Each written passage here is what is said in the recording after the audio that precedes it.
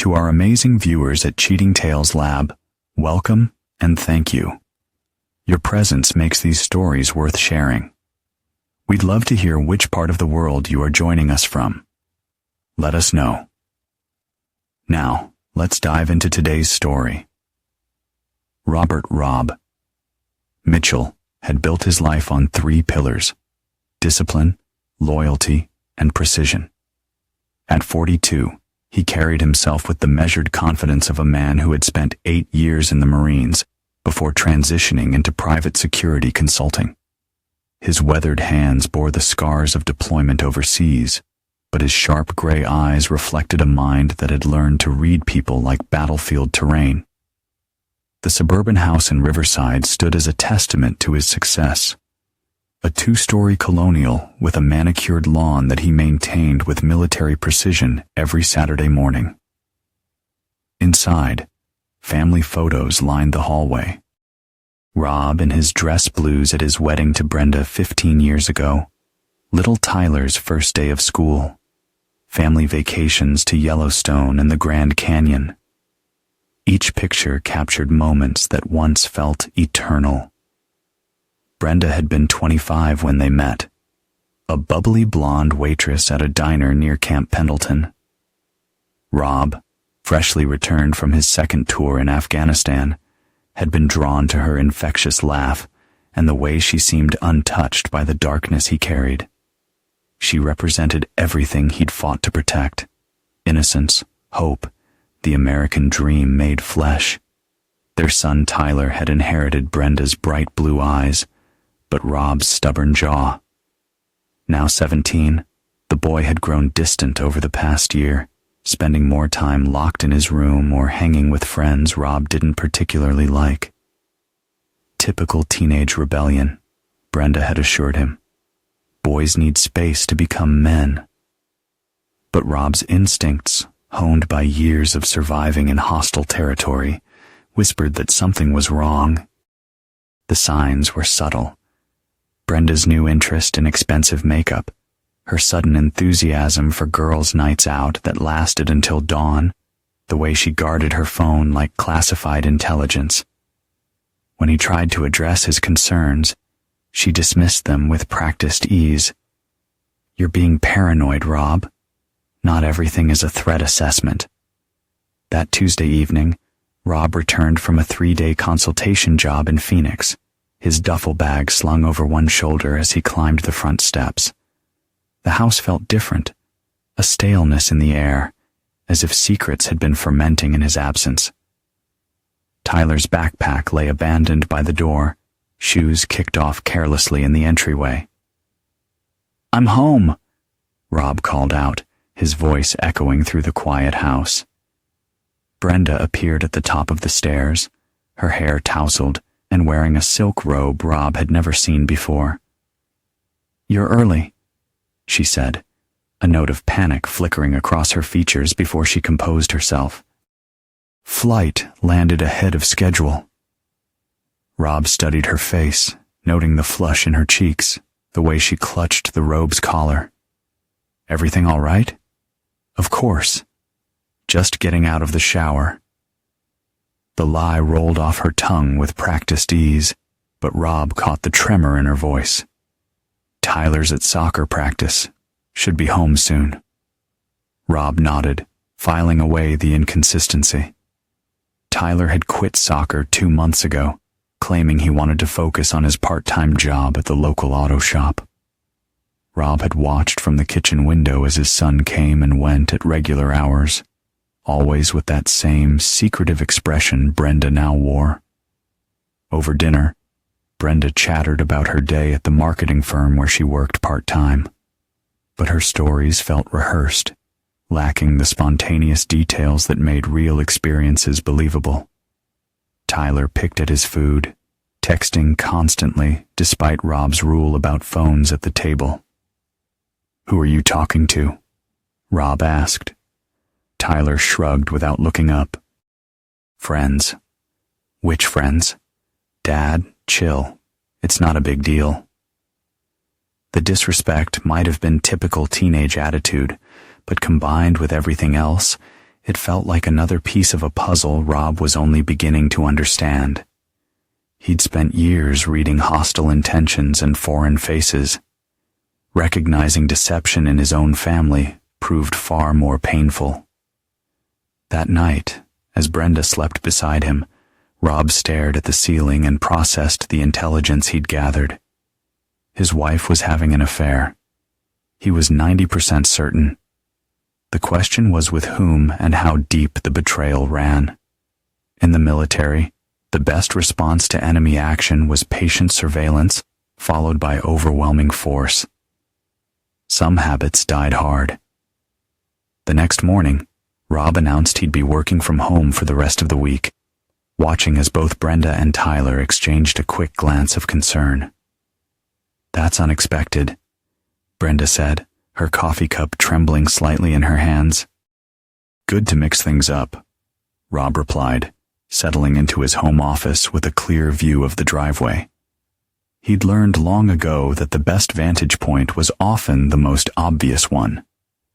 Rob's surveillance began immediately. Years of counterintelligence training had taught him that the enemy always revealed themselves through patterns, and his family was no exception. He installed a small GPS tracker on Brenda's car, a device he'd originally purchased for a client who suspected corporate espionage. What it revealed over the next 3 days painted a clear picture of betrayal. Instead of going to work, Brenda drove to Maplewood Heights, an upscale neighborhood across town. She spent hours at a particular address, 847 Oakmont Drive.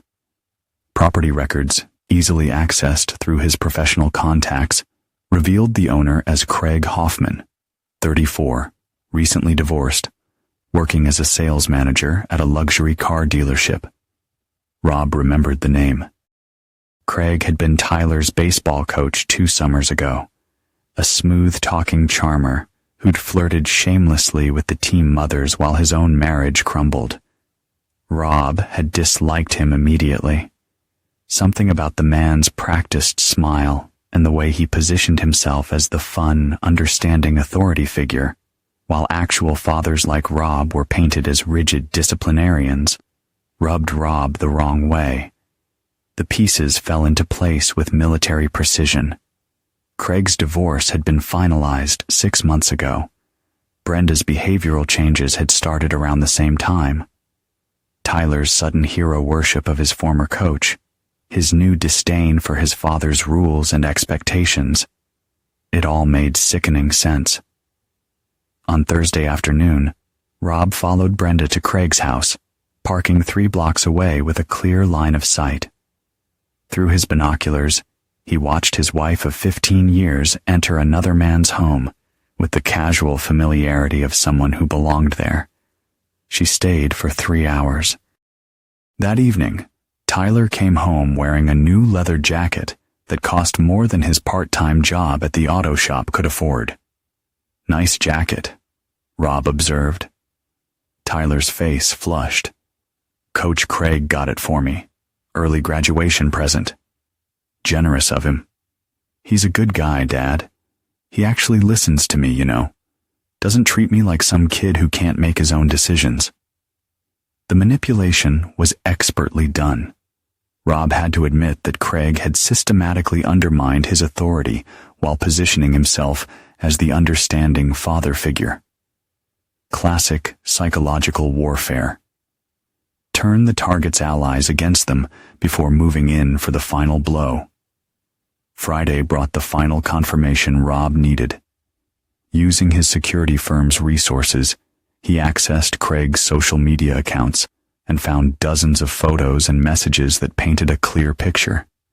Beach trips, expensive dinners, intimate moments, all documented with the casual arrogance of people who believed they were untouchable. But it was Tyler's presence in many of the photos that cut deepest. His son grinning beside Craig at baseball games, in restaurants, at the man's house. The boy had been fully integrated into his mother's new life. And from the timeline of the photos, it had been happening for months. Rob printed everything, organizing the evidence with the methodical precision of a military briefing. Photos, GPS logs, financial records showing unexplained purchases on Brenda's credit cards, expensive lingerie, dinners for two at restaurants Rob had never been to, a weekend getaway to Napa Valley while she'd claimed to be visiting her sister. That Saturday morning, as Rob maintained his lawn with his usual precision, he made his decision. In the military, there were rules of engagement, codes of conduct, diplomatic solutions. But this wasn't war.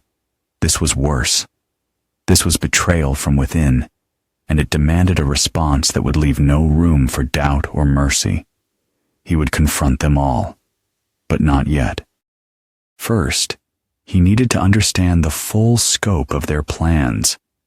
If they intended to push him out of his own life, he wanted to see exactly how they planned to do it. Sometimes, the best strategy was to let the enemy overextend themselves before striking back. Sunday evening, as the family sat through another tense dinner filled with lies and stolen glances, Rob made his choice.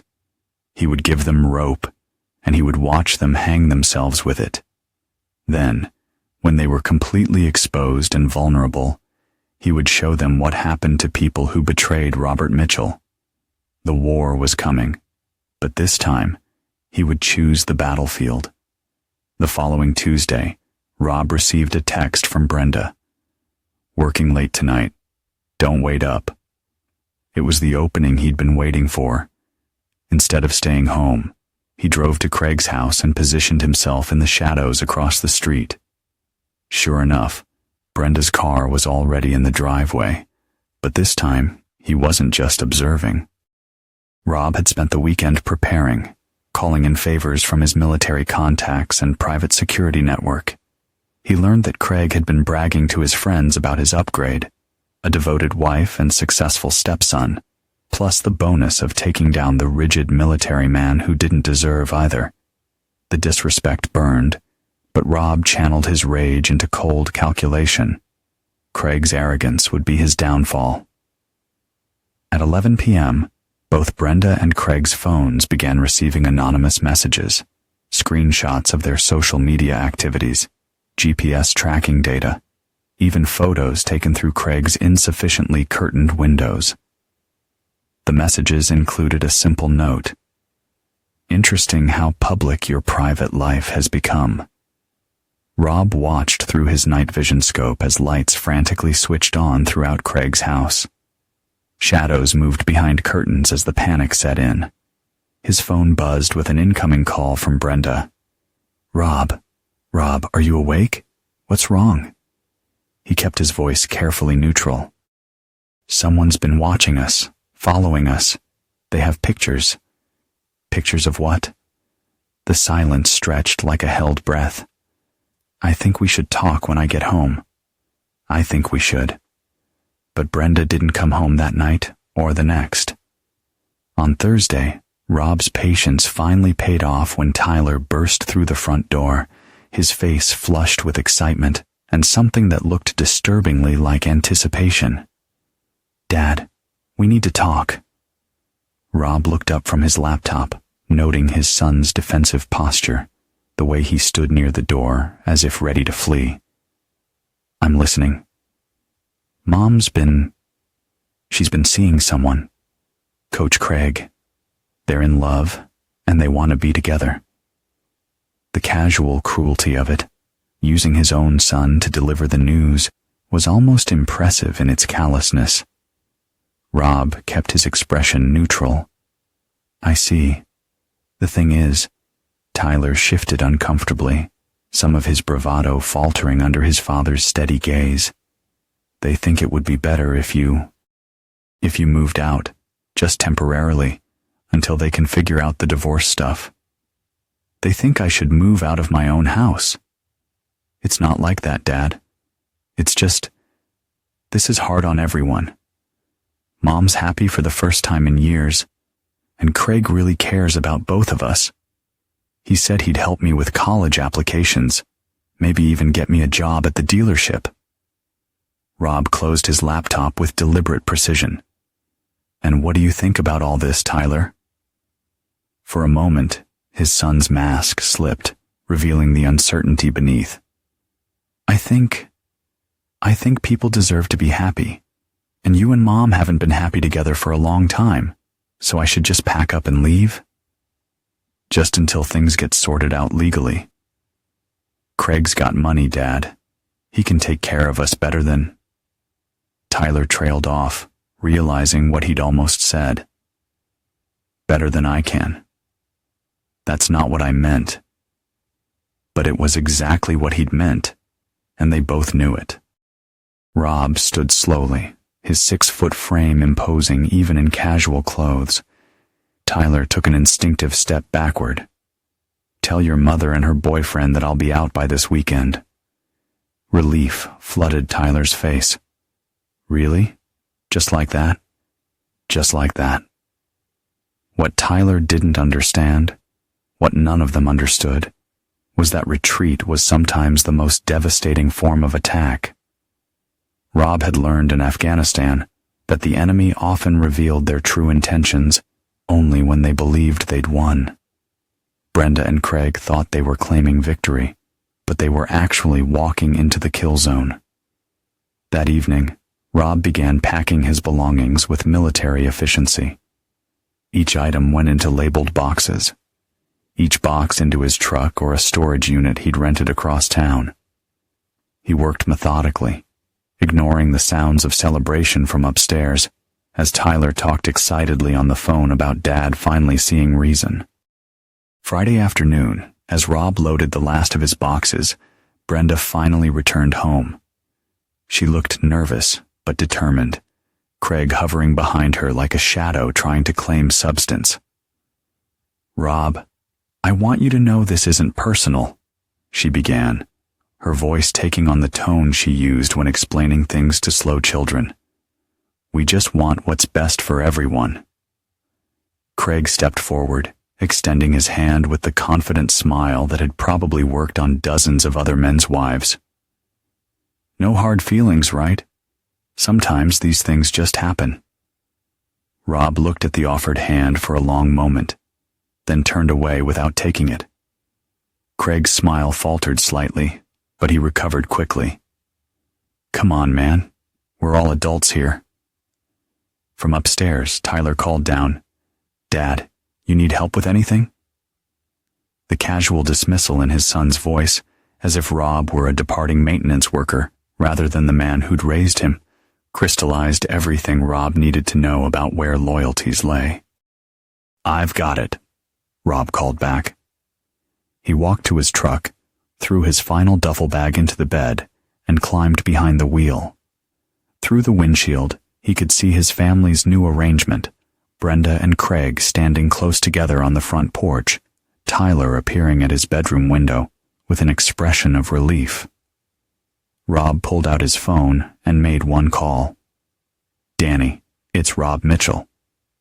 Remember that conversation we had about what happens to people who cross the wrong veteran? Yeah, it's time to collect on that favor. The voice on the other end was gravelly, amused. How deep do you want to go, brother? Rob looked one last time at the house he'd worked 15 years to buy, at the family he'd sacrificed everything to protect. All the way to the bottom. As he drove away, Rob's phone buzzed with a text from Tyler. Thanks for being cool about this, Dad. Mom says you can visit on weekends if you want. Rob deleted the message without responding. Visiting hours were over. Rob's new temporary residence was a furnished apartment in a complex favored by divorced men and traveling contractors. Anonymous, functional, perfect for planning operations that required discretion. The walls were bare except for a single photo. His old Marine unit, 8 hard men who'd learned to depend on each other in places where dependence meant survival. Danny Kowalski arrived Tuesday evening, his massive frame filling Rob's doorway like an avalanche given human form. 20 years of construction work had added bulk to his military muscle, but his eyes remained sharp as broken glass. He'd been Rob's sergeant in Afghanistan, the kind of NCO who could make problems disappear with administrative precision. "So your wife's playing house with some civilian," Danny said, accepting the beer Rob offered. "And your boy's chosen sides. Tyler's 17. He thinks Craig's going to buy him a car and get him into college." Rob's voice carried no emotion, but Danny had known him long enough to recognize the controlled fury beneath. Kids that age, they think with their hearts and their appetites. What's the real play here? Rob spread photos across his coffee table. Surveillance shots, financial records, social media screenshots. Craig Hoffman, 2 previous marriages, both ended in divorce. Pattern suggests he targets married women, uses their kids to solidify control, then moves on when the novelty wears off. Danny studied the pictures with professional interest. Serial predator. Gets worse. I did some digging through my contacts at the dealership. He's been skimming from his expense account, using company cars for personal trips, probably setting himself up for a bigger score before he disappears. So, we expose him. Let the law handle it. Rob shook his head. That's reactive. I want them to understand what they've lost, what they threw away. I want them to beg for forgiveness they'll never receive. Danny's grin was predatory. Now you're talking my language. What do you need? Over the next hour, Rob outlined his strategy with the methodical precision of a military briefing. Phase 1 would target Craig's financial stability and professional reputation. Phase 2 would isolate Brenda and make her question every choice she'd made. Phase 3 would demonstrate to Tyler the difference between a father and a temporary benefactor. The beauty of it, Rob explained, is that they'll do most of the damage to themselves. I'm just going to remove their safety nets and watch gravity work. Danny's contacts proved invaluable. Within 48 hours, Rob had access to Craig's employment records, financial history, and a detailed profile of his business practices. The man was exactly what Rob had suspected, a smooth-talking manipulator who viewed other people's lives as resources to be exploited. Friday morning brought the first strike. Craig arrived at work to find his boss, District Manager Patricia Hendress, waiting in his office with 2 men in suits from corporate headquarters. The anonymous tip about his creative expense reporting had included detailed documentation that would have impressed an IRS auditor. Rob watched from across the street as Craig was escorted from the building 2 hours later, his desk contents in a cardboard box, his company car keys surrendered at the security desk. The man's face was ashen, his usual confidence replaced by the hollow look of someone who had just realized their world was crumbling.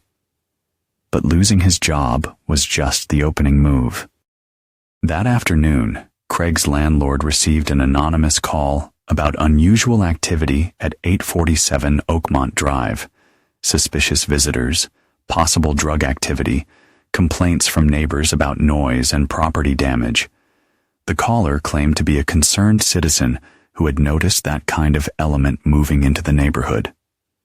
By evening, Craig was dealing with an unscheduled inspection from both his landlord and local code enforcement, who discovered several violations that would require immediate and expensive remediation.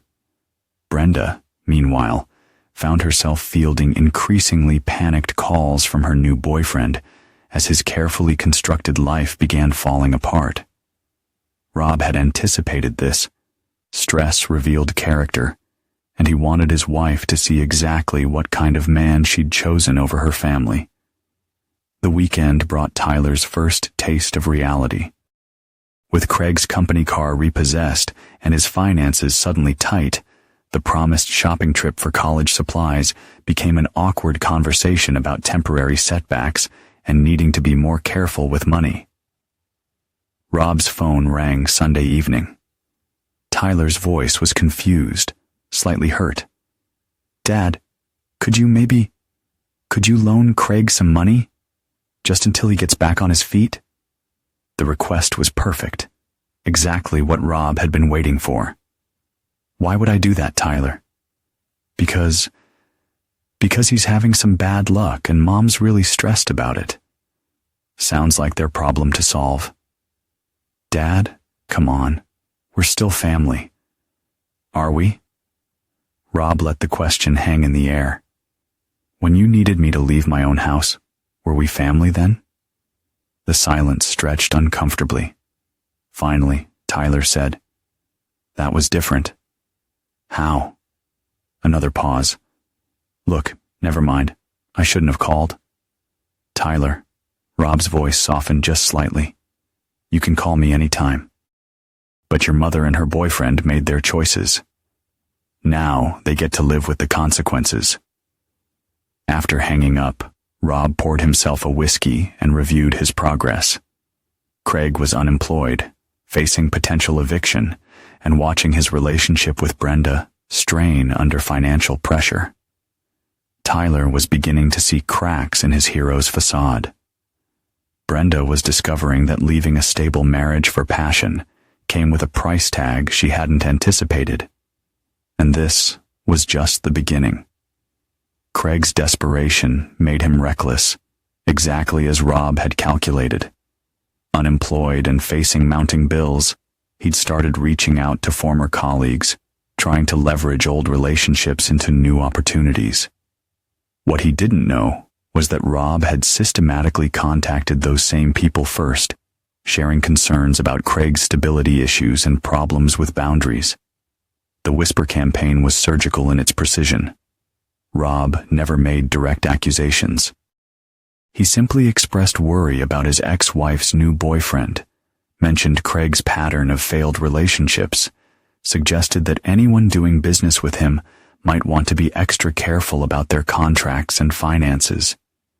In the tight-knit world of luxury car sales, reputation was everything. Within 2 weeks, Craig found himself blacklisted from every major dealership in a 50-mile radius. His applications disappeared into HR black holes. His phone calls went unreturned. His networking attempts died in polite but firm rejections. Meanwhile, Rob's surveillance revealed growing tension in the house he'd once called home. Through contacts at the utility companies, he learned that bills were going unpaid. Brenda's credit cards, which she'd been using to maintain their lifestyle while Craig looked for work, were approaching their limits. Tyler's calls became more frequent, though he tried to hide his growing concern behind casual conversation. "Hey, Dad, how's the new place?" "It's fine." "How's school?" "Good, good. Mom's been kind of stressed lately. Work stuff, you know." Rob knew it wasn't work stress, but he let Tyler maintain the fiction. The boy was starting to see cracks in the fantasy, and pushing too hard would only drive him back into Craig's camp. "She can always call if she needs to talk," Rob offered, knowing Brenda would never swallow her pride enough to make that call. "Yeah, maybe. Craig's been, I don't know, different lately, more irritable. He snapped at me yesterday for leaving my backpack in the living room." The honeymoon phase was ending, exactly as Rob had predicted. Craig's true nature was emerging under pressure, and Tyler was getting his first taste of what his mother had traded his father for. 3 weeks after Craig's termination, Rob implemented phase 2 of his plan. Using his security firm's resources, he discovered that Craig had been lying about his divorce settlement. He'd actually been ordered to pay substantial alimony to his ex-wife. Payments he'd been dodging through creative employment arrangements and hidden assets. A single anonymous tip to the right family court clerk set the legal machinery in motion. Craig's ex-wife, armed with fresh information about his recent employment and current address, moved quickly to enforce the original judgment. Asset seizure orders arrived at 847 Oakmont Drive on a Tuesday morning, just as Brenda was leaving for work. She watched in horror as court officers began cataloging Craig's possessions: the big screen TV, the expensive sound system, even the leather furniture he'd used to impress her. Tyler called Rob that afternoon, his voice shaking. "Dad, something crazy is happening. There are people at the house taking Craig's stuff. They say he owes his ex-wife money." "That sounds complicated," Rob replied neutrally. "Mom's freaking out. She keeps asking Craig why he didn't tell her about this, and he's saying it's all a misunderstanding, but—" Tyler's voice dropped to a whisper. "Dad, I think he lied to us about a lot of things." The doubt in his son's voice was music to Rob's ears, but he kept his response measured. "People sometimes aren't who they appear to be." "Yeah, I'm starting to figure that out." That evening, Rob received an unexpected visitor. Brenda stood at his apartment door, her appearance a stark contrast to the polished woman who had dismissed him from his own home weeks earlier. Her hair was disheveled, her makeup smeared, her clothes wrinkled as if she'd been crying. "Can I come in?" she asked, her voice small and uncertain. Rob stepped aside, watching as she took in his Spartan living arrangement. The contrast to their former home was stark. No family photos, no comfortable furniture, no traces of the life they'd built together. "I need to ask you something," she began, then stopped, seeming to struggle with the words. "I'm listening. Did you have something to do with what's happening to Craig?" Rob's expression remained neutral. "What's happening to Craig?" "His job, the legal problems, the way everyone in town seems to know our business all of a sudden." Her eyes searched his face desperately. "It's too convenient, Rob. Too perfectly timed. You think I'm sabotaging your boyfriend? I think you're angry, and I think you have resources that most people don't." Rob poured himself a glass of water, taking his time before responding. "Let me ask you something, Brenda. Did you really think there wouldn't be consequences? Did you honestly believe you could destroy our family and everyone would just accept it?" "I didn't destroy anything. We weren't happy, Rob. We haven't been happy for years. So, you decided to fix that by having an affair with Tyler's baseball coach in our house, while I was out of town working to support our family?" Brenda flinched at the blunt summary. It wasn't supposed to happen like this. How was it supposed to happen? What was the plan exactly? You'd keep playing the devoted wife while Craig was on the side until you figured out how to get rid of me permanently. The crude language made her recoil, but Rob wasn't finished. Or maybe the plan was to use Tyler to make me leave voluntarily so you could play house with your new boyfriend without the messy complications of a legal divorce. Tyler made his own choice. Tyler is 17 years old. He made the choice you manipulated him into making. Just like Craig manipulated you into destroying everything we built together. Brenda's composure finally cracked. "I loved you, Rob. I really did. But you were never here, never present even when you were home. Craig makes me feel alive again. And now, how do you feel now?" The question hung between them like a blade. Brenda's silence was answer enough. "Here's what's going to happen," Rob continued, his voice deadly calm. "You're going to go home to your boyfriend and figure out how to clean up the mess you've made. You're going to explain to Tyler why the man you chose over his father can't even pay his own bills. And you're going to learn what it feels like to be disappointed by someone you trusted. Rob, please. We're done here, Brenda. You made your choice. Now live with it." After she left, Rob stood at his window, watching her drive away in the car he'd helped her buy, heading back to the house he'd worked 15 years to afford, to comfort the man who'd helped destroy their family. Tomorrow, he would implement Phase 3. Tyler was almost ready to learn the final lesson about loyalty, betrayal, and the price of choosing the wrong side. The call came at 2:47 a.m. on a Thursday, jolting Rob from the light sleep that had become his norm since moving out. Tyler's voice was panicked, barely controlled. "Dad, you need to come home. Something's wrong with Mom." Rob was in his truck within minutes. The familiar drive to his former house, now feeling like enemy territory. He found Tyler pacing on the front lawn, still in his pajamas, his face pale in the streetlight. "She won't stop crying," Tyler said, his voice cracking. "She's been locked in the bathroom for 2 hours. Craig left around midnight after they had this huge fight, and she's been falling apart ever since." Through the upstairs window, Rob could hear the sound of sobbing, raw, broken sounds that cut through him despite everything that had happened. Whatever else Brenda had done, she was still the mother of his child.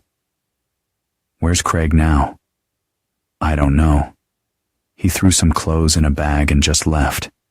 Said he needed space to think." Tyler's laugh was bitter. "Guess that's what Mom meant when she said people deserve to be happy, right?" Rob led Tyler back into the house, noting the details that spoke of lives unraveling. Dishes stacked in the sink, mail piled unopened on the counter. Tyler's school books scattered across the kitchen table as if abandoned mid-homework. The house that had once been a sanctuary now felt hollow, temporary. "Mom," Tyler called through the bathroom door. "Dad's here." The sobbing stopped abruptly. After a long moment, Brenda's voice came through the door, raw and defeated. "Rob, I'm here. I'm so sorry. I'm so sorry about everything." Tyler flinched at his mother's words, the desperation in her voice. This wasn't the composed woman who'd orchestrated Rob's exile from his own home. This was someone who'd finally seen the consequences of her choices. "Open the door, Brenda." She emerged looking like a ghost of herself, makeup smeared, hair matted, wearing the same clothes she'd had on during their conversation at his apartment. In her hand was a crumpled piece of paper. "He left this," she said, holding it out like evidence of her own regret.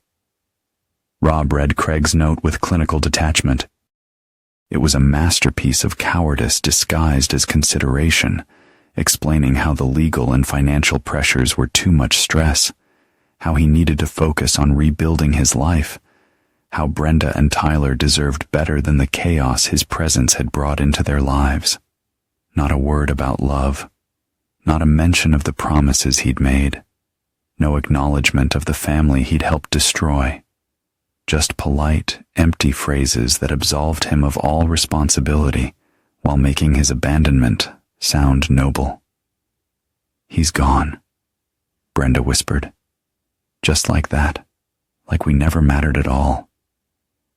Tyler stood frozen in the hallway, staring at his mother's breakdown with the horrified fascination of someone watching a car accident. This was his first real lesson in adult disillusionment, and Rob could see the boy struggling to process what he was witnessing.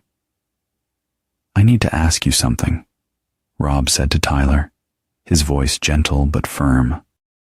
"When Craig was here, when he was promising you cars and college funds and a better life, did you ever wonder where that money was going to come from?" Tyler's face flushed. He said he was successful. He had a nice house, nice things. He had those things because he was stealing from his employer and hiding assets from his ex-wife. The man you chose as a role model over your own father is someone who lied and ran away the minute things got difficult. The words hit Tyler like physical blows. "You did this," he said suddenly, his voice rising. "You sabotaged him. You made all this happen because you were jealous." "I exposed him," Rob corrected. "There's a difference. Craig destroyed himself with his own actions. I just made sure everyone could see who he really was. But if you hadn't interfered..." he would have continued lying to you and your mother until he got bored and moved on to his next victims. At least this way, you learn the truth. Brenda looked up from the note, her eyes hollow. How long have you known about Craig's lies, his debts, everything? Since the first week you started seeing him. And you didn't warn me? Would you have listened? The silence that followed was answer enough. Brenda looked around the house, their house, as if seeing it for the first time. The mortgage payments she couldn't make alone, the utility bills piling up, the property taxes due next month. Without Rob's income and Craig's empty promises, the financial reality was stark and immediate. What happens now? Tyler asked, his voice small and uncertain. Rob studied his son's face, seeing the boy he'd raised beneath the rebellious teenager who'd helped drive him from his home.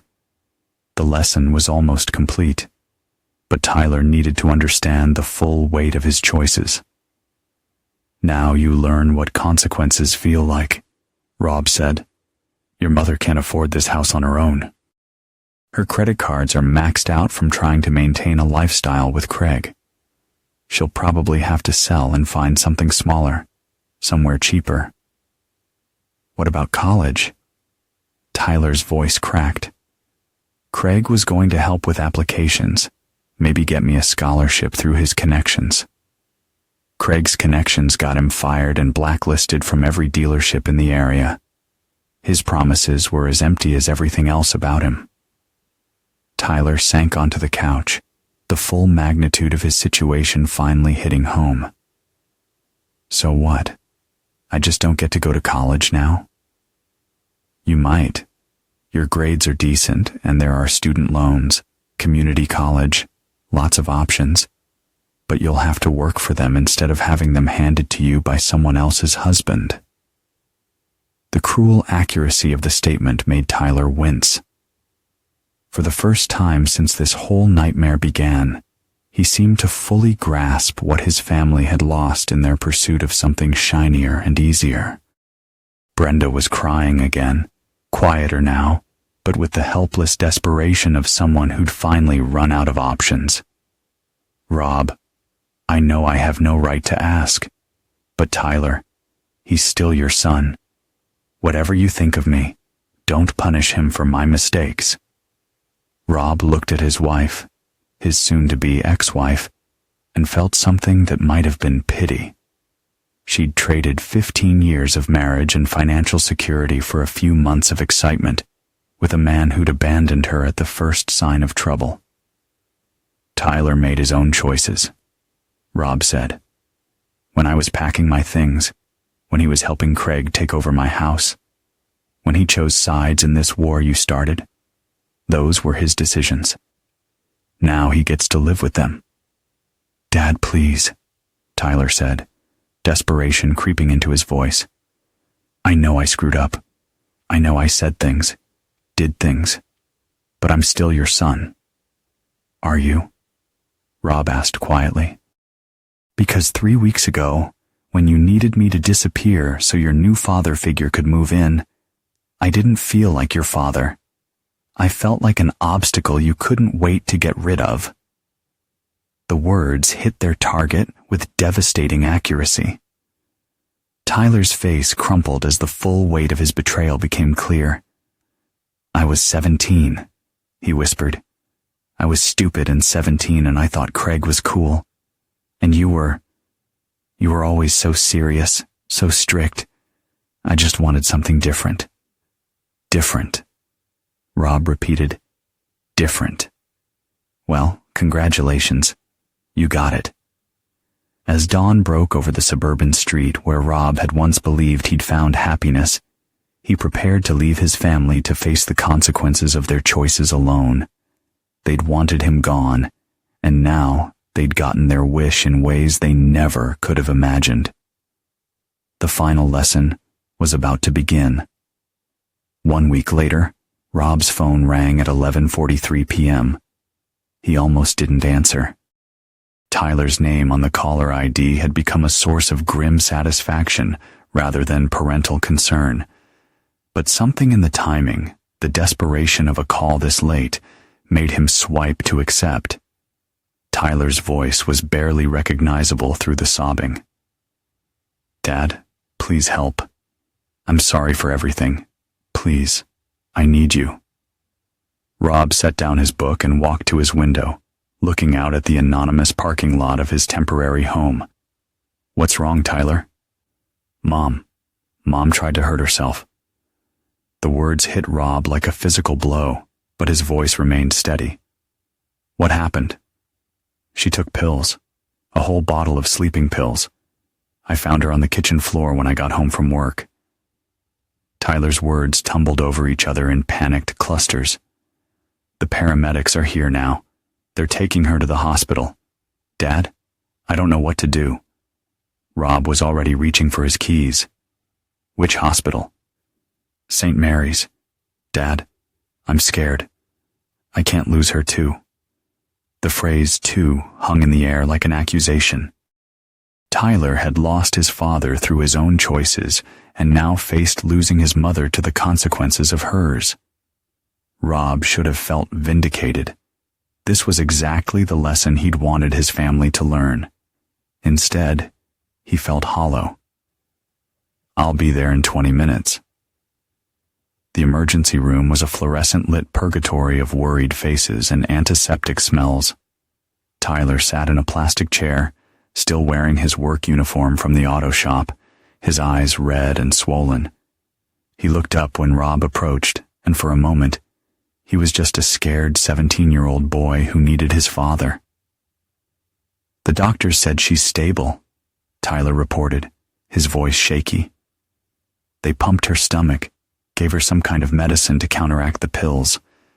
But Dad," there was a note.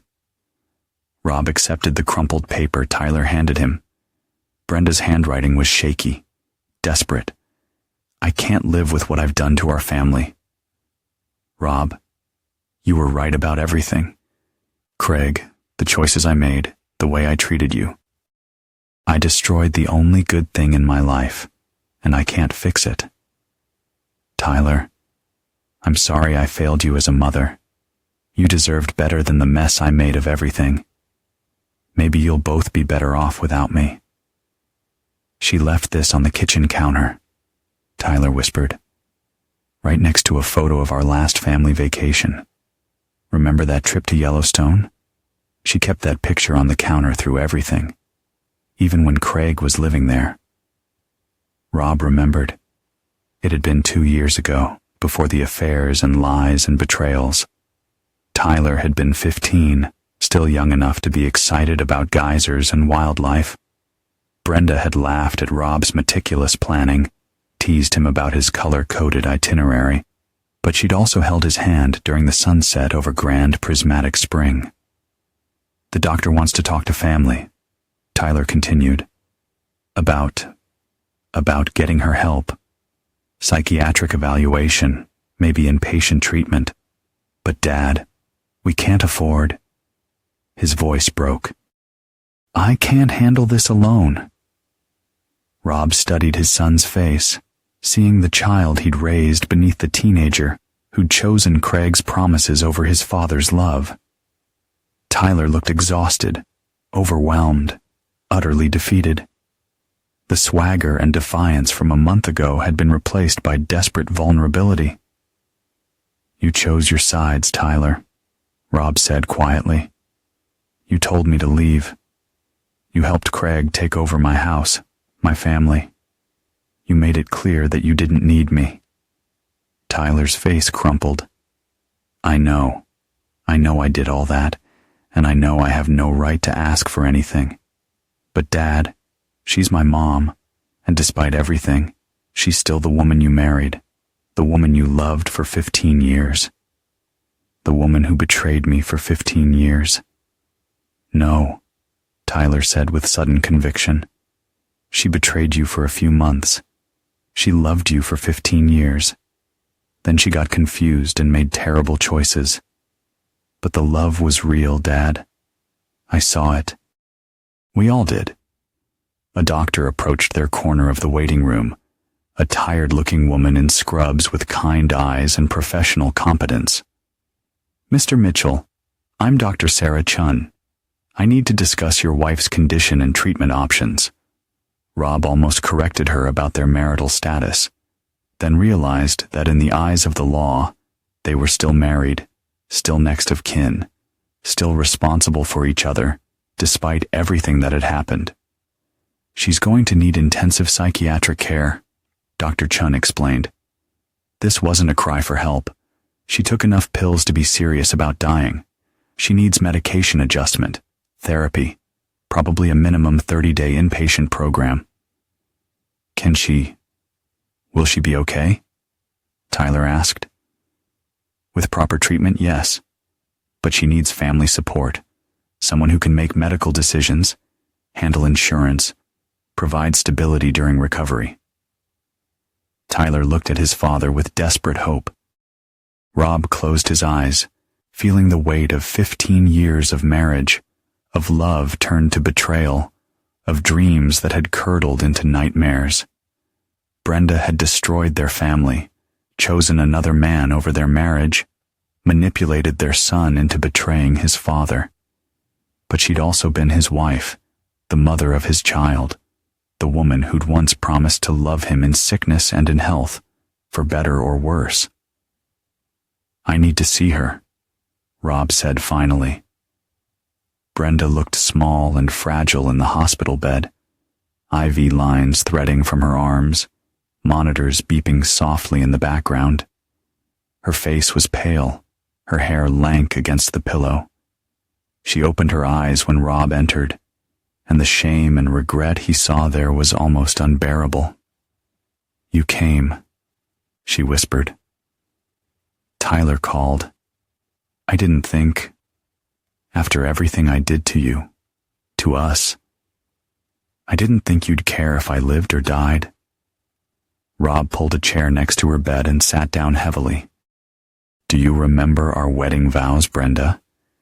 She closed her eyes, tears leaking from the corners. "For better or worse, in sickness and in health, till death do us part. But I broke those vows. I broke everything." "Yes, you did." Rob's voice was matter-of-fact, without anger or accusation. "You destroyed our marriage, manipulated our son, chose another man over our family. You did all of that." Brenda's shoulders shook with silent sobs, but Rob continued, "You're still Tyler's mother, and despite everything, I'm not ready to let you go." Hope flickered in her eyes, quickly replaced by confusion. "What does that mean?" "It means I'll make sure you get the help you need. I'll handle the medical decisions, the insurance, the logistics. Tyler needs his mother alive and healthy, even if our marriage is over." "Over," she repeated, the finality of it hitting her like a physical blow. "Did you think it could be any other way?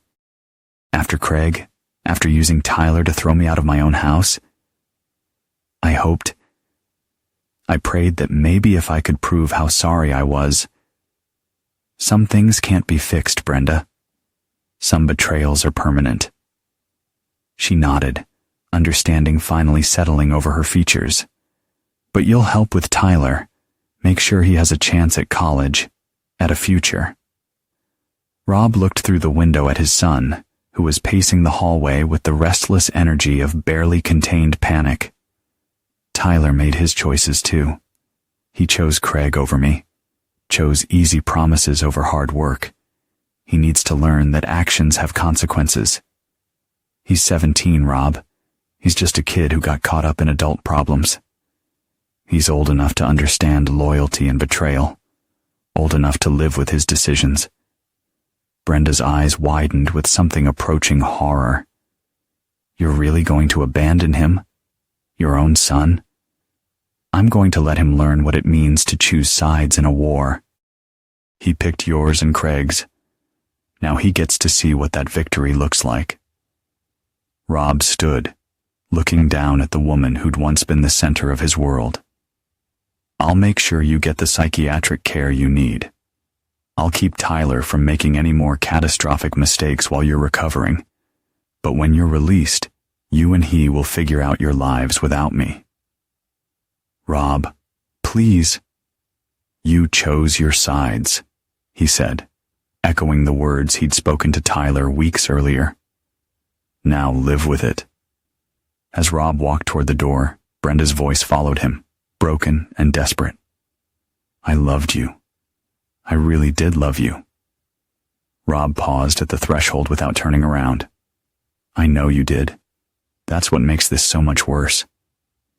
In the hallway, Tyler looked up expectantly. Dad, is she? She's going to live. I'm going to make sure she gets proper treatment.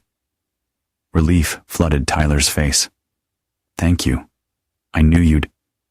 But after that, you're on your own? The relief died instantly. What do you mean? I mean exactly what I said weeks ago. You made your choice. You chose Craig and your mother over me. You chose easy promises over hard work. You chose to help destroy our family rather than defend it. Now you get to live with those consequences. Dad, I was wrong. I know I was wrong. I'm sorry. Sorry doesn't rebuild 15 years of marriage. Sorry doesn't undo betrayal. Sorry doesn't make me your father again after you chose someone else for that role. Tyler's face went white. You can't mean that.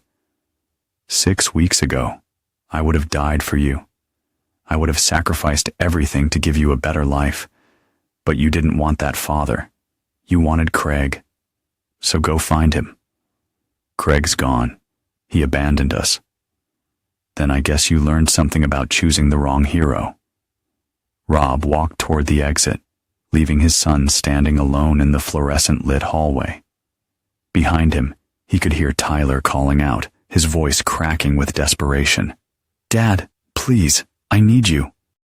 I'm sorry for everything. But Rob didn't turn around. Some lessons could only be learned through complete abandonment, and his family had chosen to abandon him first. Now they would understand what that felt like. 3 weeks later, Rob received a call that would define the rest of his relationship with his former family. Tyler's voice was different now, older, worn down by the realities of adult responsibility and consequence.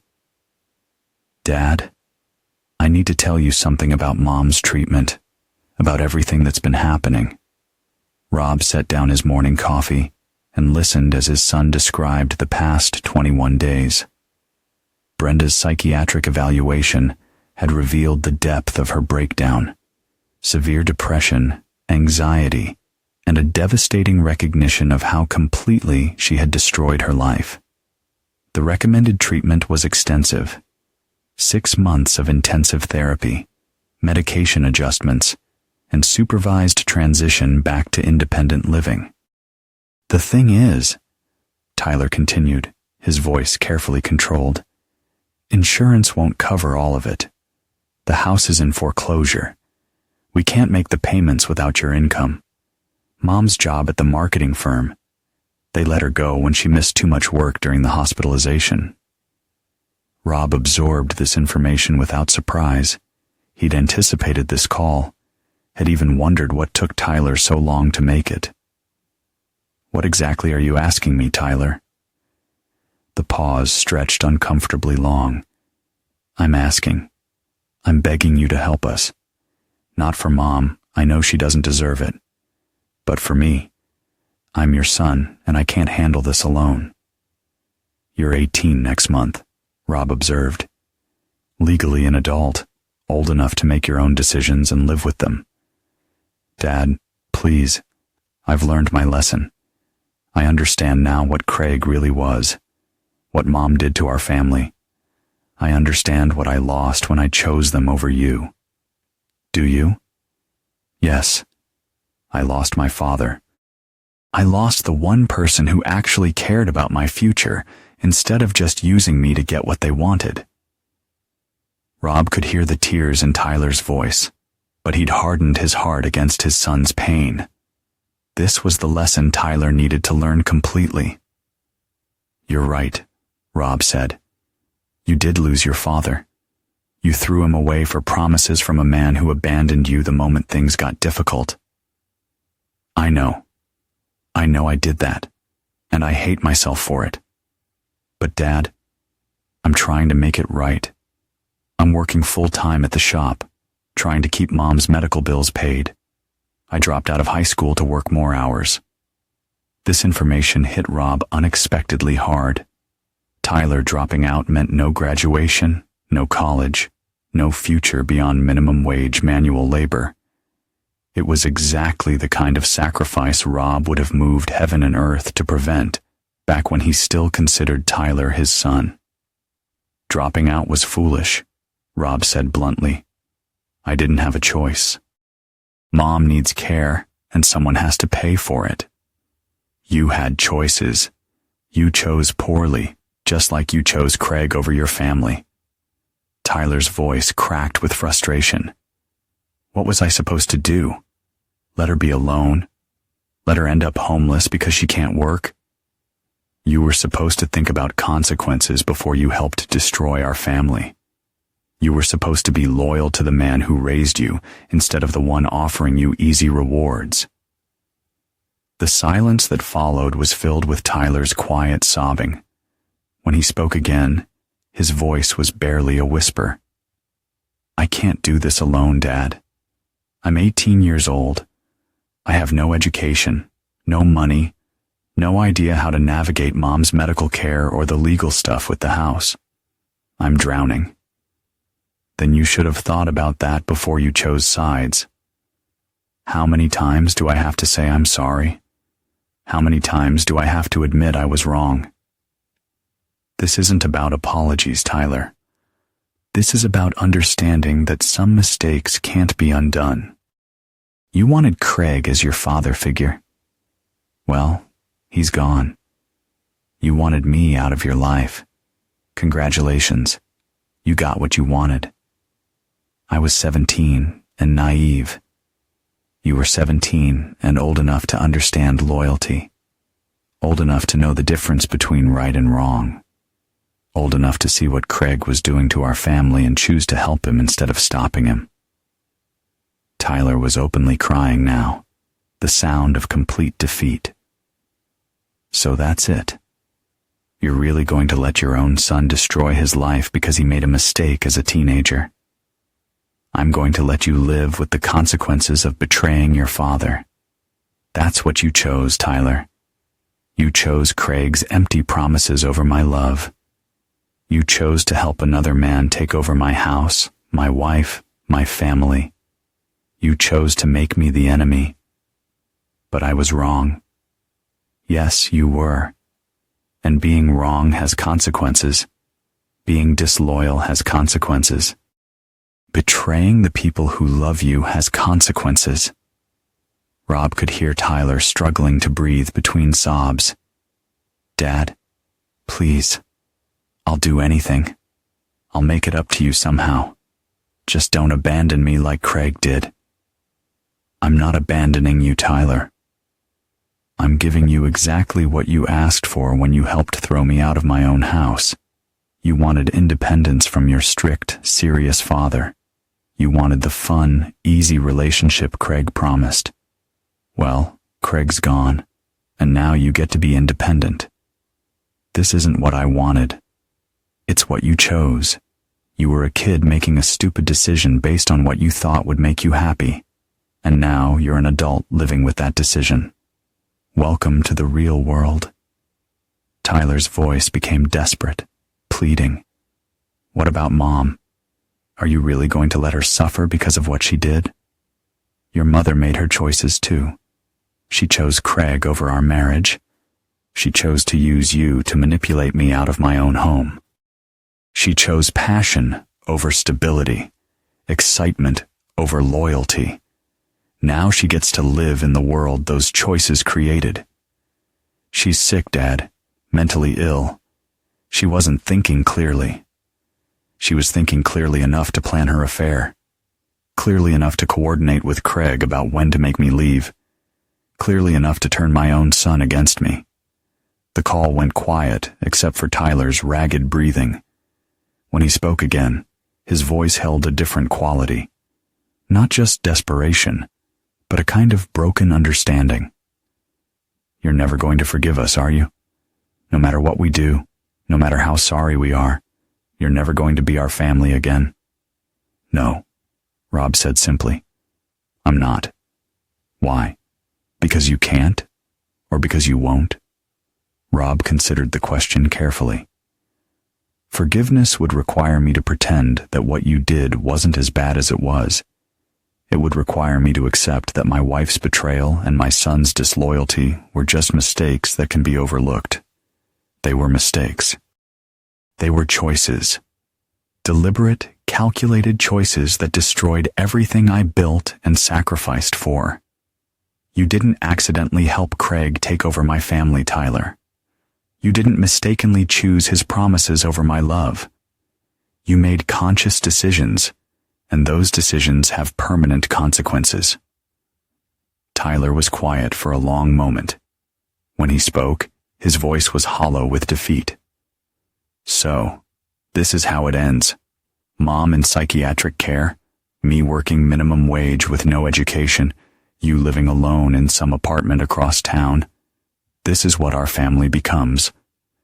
This is what your choices made our family become, and there's nothing I can do to change it.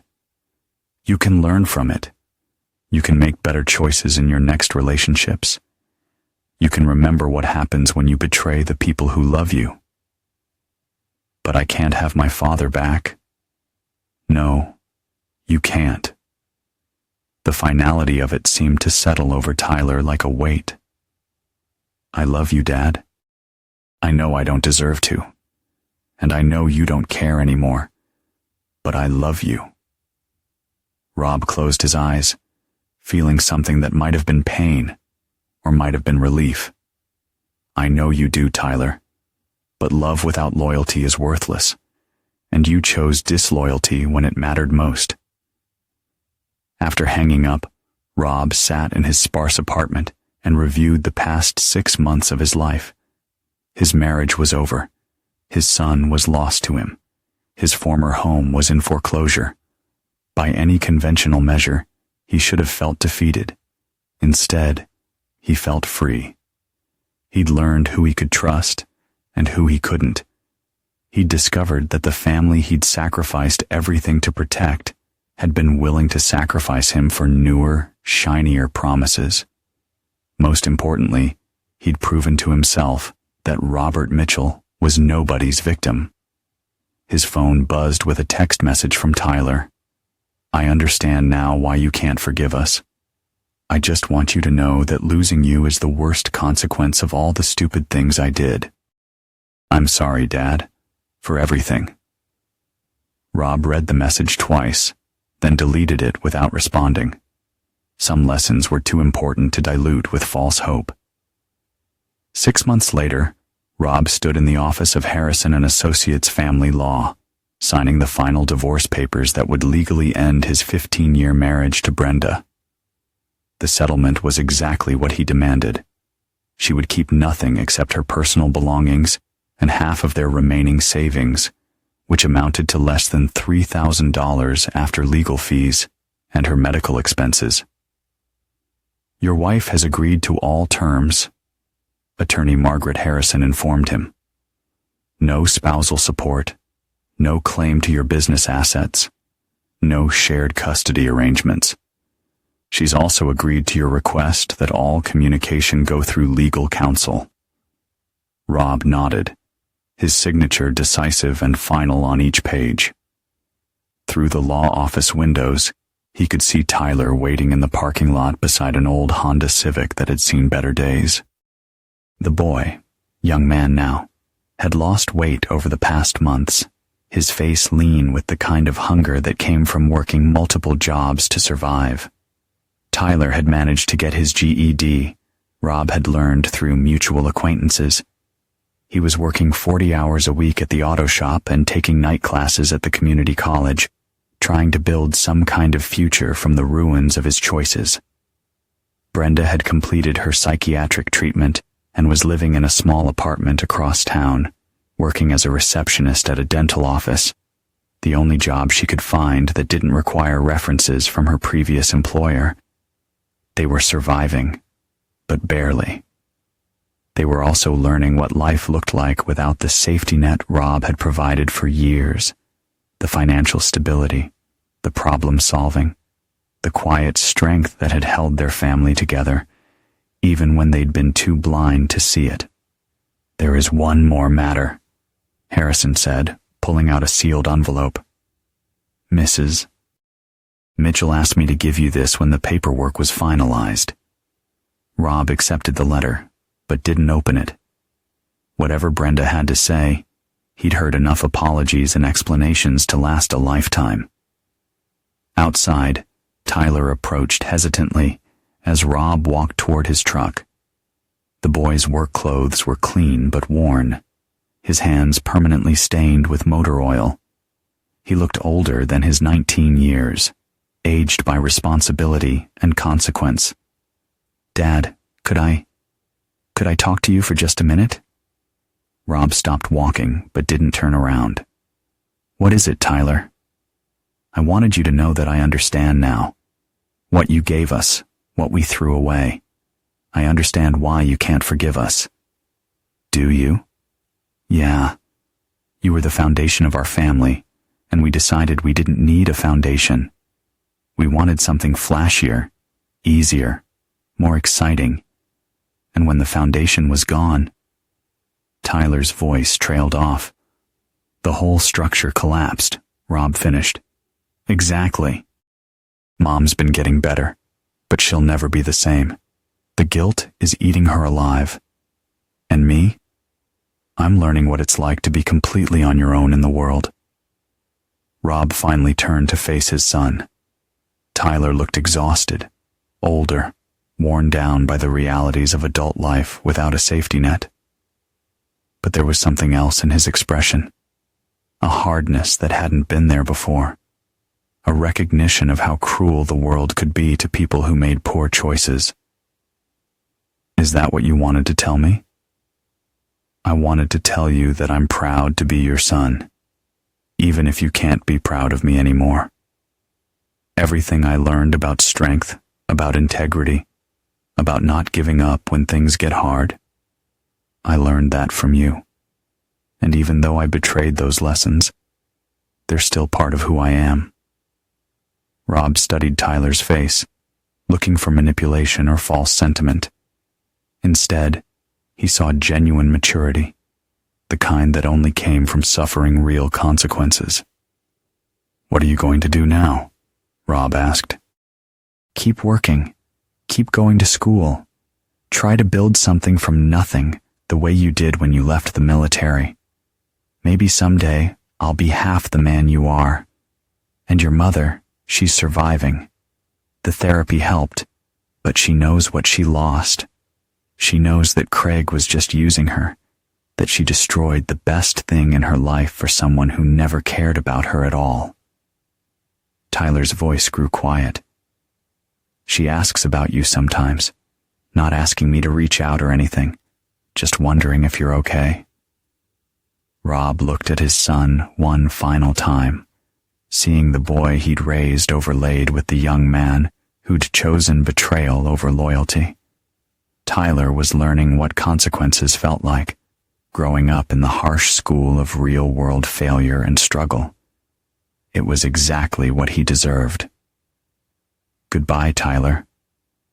Rob drove away without looking back, leaving his former family to navigate their new reality without him.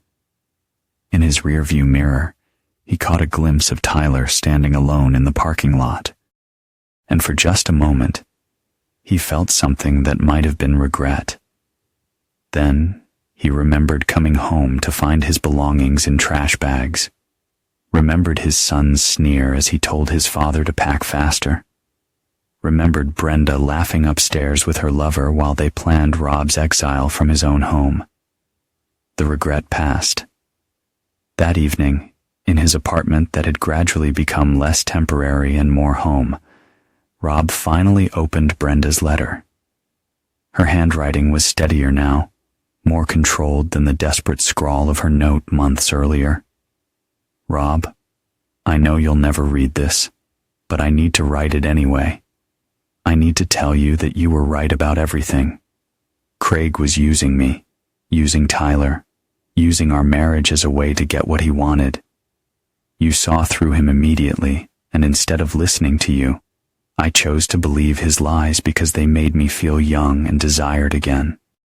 I threw away 15 years of love and stability for a few months of excitement with a man who abandoned me the moment things got difficult. I manipulated our son into betraying his father because I was too cowardly to face you myself. I destroyed our family for someone who never cared about our family at all. The worst part is that I knew even while I was doing it that I was making a terrible mistake. But I was addicted to feeling wanted, to the thrill of being pursued, to the fantasy that I could have passion without consequences. I chose immediate gratification over everything we built together. Tyler blames himself for choosing Craig over you. But the truth is that I manipulated him into making that choice. I used our son as a weapon against you, and now we're both paying the price for my selfishness. I know you'll never forgive me. I know our marriage is over, and I know I'll never get the chance to be the wife you deserved. But I need you to know that losing you has taught me what real love looked like. It looked like you working 2 jobs when Tyler was little so I could stay home with him. It looked like you fixing everything that broke in our house, handling every crisis, providing the stability that let me feel safe enough to be reckless. Real love looked like you planning our family vacations down to the smallest detail because you wanted us to have perfect memories. It looked like you staying up all night when Tyler had pneumonia, monitoring his breathing while I slept. It looked like 15 years of quiet, steady devotion that I was too foolish to value until it was gone. Craig offered me excitement, but you gave me a life. Craig made me feel desired, but you made me feel secure. Craig promised me passion, but you gave me a home. I chose the wrong man, Rob.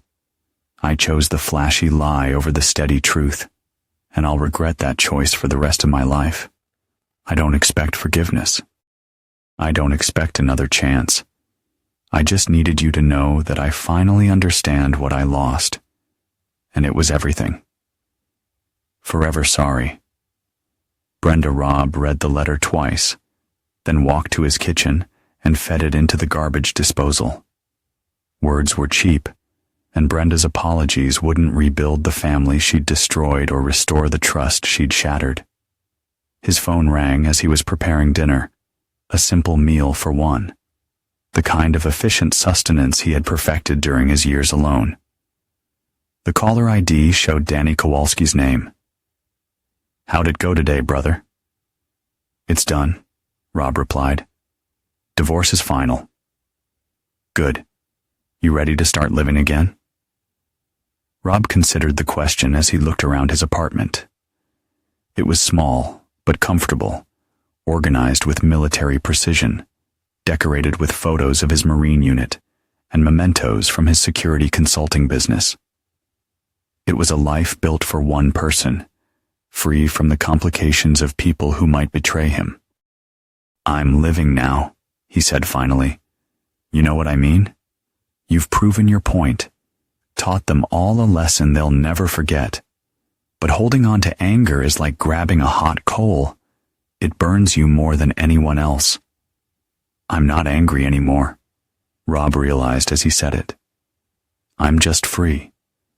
Free from what? Free from worrying about people who don't deserve my worry. Free from protecting people who were willing to betray me. Free from trying to hold together a family that was ready to throw me away for someone else's promises. Danny was quiet for a moment. "That's a cold way to live, Rob." "It's an honest way to live." I spent 15 years building something that could be destroyed by a smooth-talking car salesman and a few months of midlife crisis. I'm not making that mistake again. So what's next? Rob looked out his window at the city lights, at the anonymous urban landscape where he'd rebuilt his life from scratch. Somewhere out there, his ex-wife was learning to live on a receptionist's salary. His son was working multiple jobs and taking night classes, trying to build a future without the foundation his father had provided for 18 years. They were both learning what life looked like without Robert Mitchell's protection, his problem-solving, his quiet strength. They were discovering the difference between a man who made promises and a man who kept them. Next, I focus on clients who pay me to solve their problems instead of family members who created them, Rob said. Next, I build relationships with people who understand loyalty. Next, I live my life for people who deserve it, including yourself. Rob smiled, the first genuine smile he'd managed in months. Especially myself. After hanging up, Rob opened his laptop and reviewed his business accounts. Mitchell Security Consulting had grown substantially over the past year, fed by his laser focus on work and his reputation for handling delicate situations with absolute discretion. He had enough money to buy a house now, to start over completely. His phone buzzed with a text from an unknown number. Dad, I know you won't respond, but I wanted you to know I got accepted to transfer to State University next fall. Full scholarship based on my grades and work experience.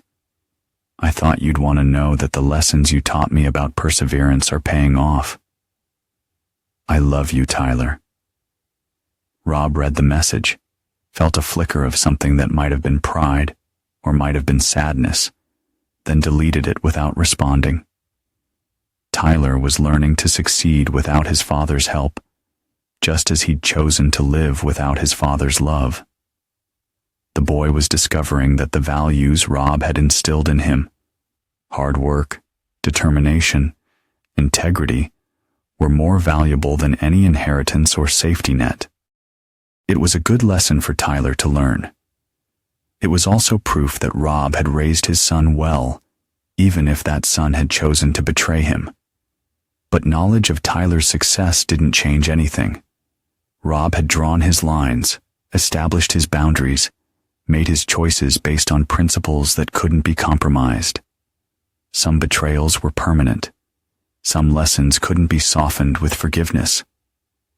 As he prepared for bed in his orderly, peaceful apartment, Rob felt the satisfaction of a mission completed successfully. He had taught his family what happened when they chose sides against him. He'd shown them the difference between a man who made promises and a man who kept them. Most importantly, he'd proven to himself that Robert Mitchell was nobody's victim, nobody's fool, nobody's disposable convenience. His family had learned what it meant to betray him. Now they could spend the rest of their lives living with that knowledge. The war was over, and Rob had won. The victory tasted exactly like he'd imagined it would. Cold, complete, and absolutely final.